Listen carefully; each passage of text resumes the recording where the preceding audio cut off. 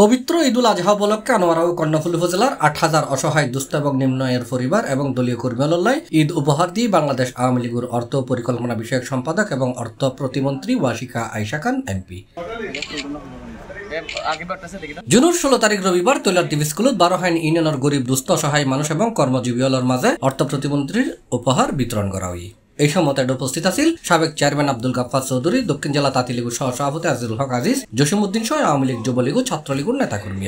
অর্থমন্ত্রীর পক্ষ থেকে যে আমরা ত্রাণ ঈদুল আজহার উপলক্ষে ত্রাণ বিতরণ করে গরিবের আমরা নির্দেশ দিয়ে এবং আমরা প্রত্যেক ইউনিয়ন ওয়ার্ড এবং গ্রামে গ্রামে যাইয়ে কিনারা বিতরণ করি।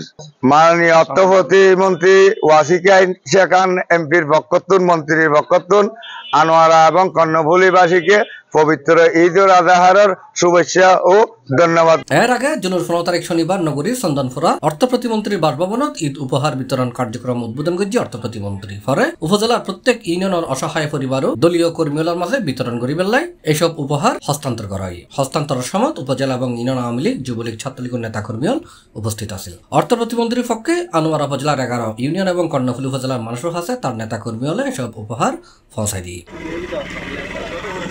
সি+, চট্টগ্রাম।